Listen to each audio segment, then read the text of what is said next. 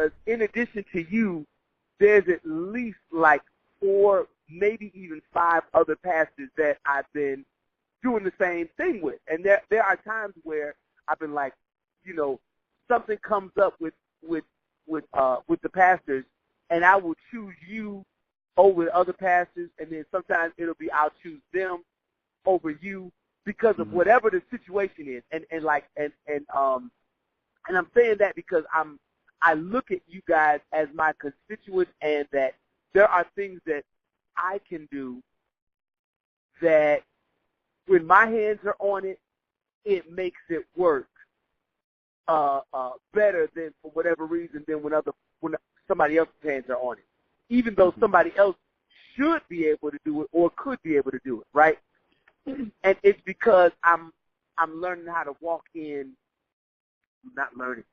I learned how to walk in me, and I let this year be a year where I let the year of us, you know, from the time of your first initial service up to your anniversary, I let that year be a year where we both got a chance to understand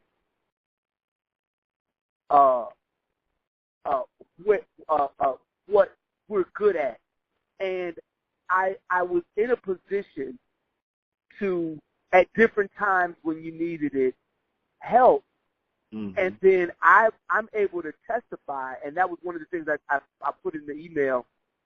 I'm ready to tell the story of how when I put money or resources in your direction, how God, how I saw how sowing and reaping works. And I did it with Pastor L. I did it with you, and I did it with some of the other pastors in my life. And I know exactly, because you know, if I got a bunch of apples, I know that it's because I planted apple seeds. So it's not just, so I know when certain things come to me, I know the reason why it came. You know what I'm saying? And so, and I guess what I think is in terms of dealing with Pastor Rick, there's an alignment that that you guys will have, but he's not at all into supporting the church thing. Is he an evangelist? Does he operate as an evangelist or no? I don't even know. No, I would say that he functions just like you as a pastor, but outside to the unchurched. I wouldn't even say to the unchurched. I've been calling him a pastor of rappers. Like over during the same time that I was with you, and I'll be able to tell this story a little bit more. That's first, then he's finding his place.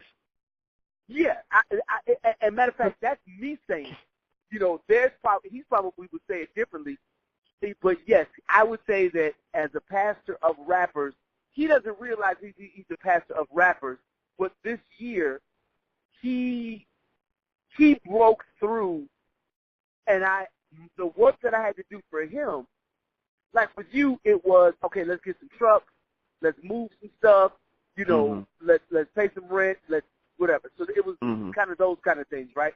With him, it was strategically change the dynamic of a couple of people who were on the team, but they were influencing the team when they should have been following. Right.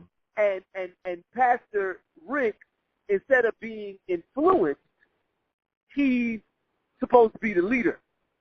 And he and I want to say a week and a half ago, we had a discussion where he said, hey, is it all right if I do blah, blah, blah, blah, blah? I said, Pastor Rick, you are the pastor. You are the leader of this entity. My role was not to take over. I did what I had to do in order to properly sort of do the military thing, change the dynamic. You know what I'm saying? And so now,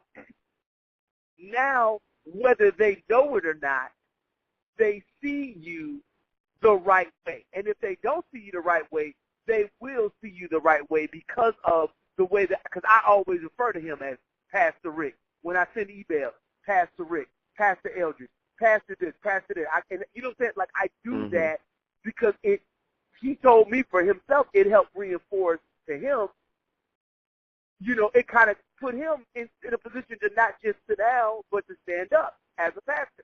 And that is what we deal with. Because sometimes we deal with that being left alone. Right. And even amongst our peers, different peers have different things. Like different peers have different things that they're going after, right? Right. And I was talking to another man of God, and I was telling him, I said, God customizes and tailors our problems for each and every one of us. That literally, you know, he may have too many people in dealing with problems and issues and concerns for you know, how to resolve stuff because he got so many people.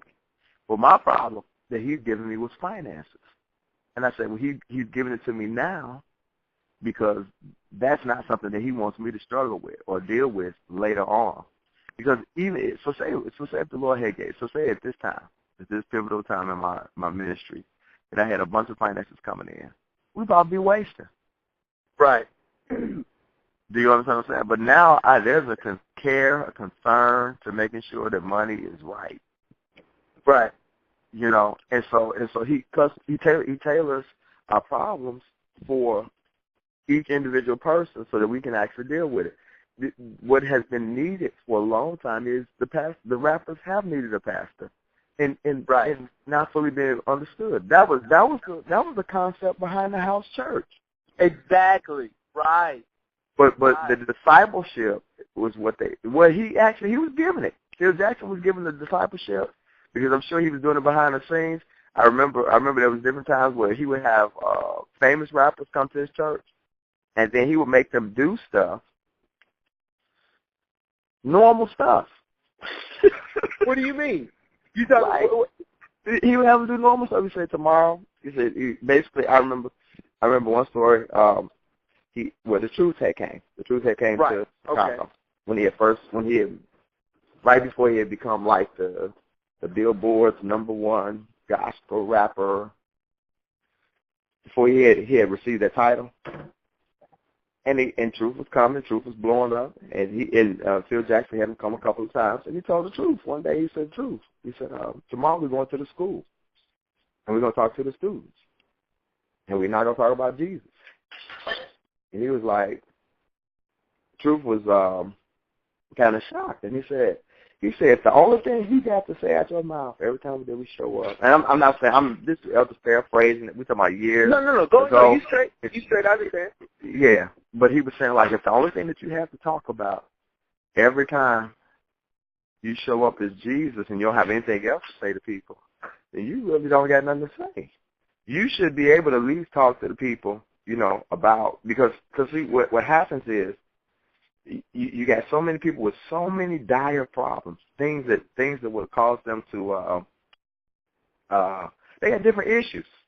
You know what I mean? And so sometimes we have to be able to speak to where they are, and then they're willing to hear about Jesus. You know, and this is something that we're learning in school now. We've taken an apologetics class, right? Like how to share the gospel, right? And so the teacher was saying that basically, he was like, for a person, you know, like, because what the crazy thing is that when somebody says that they don't agree with the gospel, right? Sometimes we feel that what we need to do is just re-explain to them again what the gospel is. Mm-hmm. And then they say, well, okay, I get that, but I still got some questions. And then what we'll do is do what? Re-explain again. No, you answer that question. Right. Right. You don't keep repeating yourself. For God so loved the world Did he give his life? No, man. No, you look to see, like, okay, you know, in the best way possible to say, man, well, you know what? I ain't got the answer to that right now. Or let's look into that. Let's find out what this is about, you know. And you know, we should have some type of resources or something. But what it is that we make it wrong for people to have questions. Right. And it should be, and we should be creating a place where people have questions. You're welcome. Yeah. Your questions are welcome. If you got questions, come on, bring it with us. We don't know. Look, I'm gonna tell you the truth. I might not have the answer to everything, but that's okay, because that means that I'm still like you. You know, and so then in that, then that brings about people honor that, man. Right. Instead of me walking around like I'm perfect and I know everything about everything, I don't. I don't. And just because you have a question, because that's why people get offended, because sometimes we don't have the answer to that question.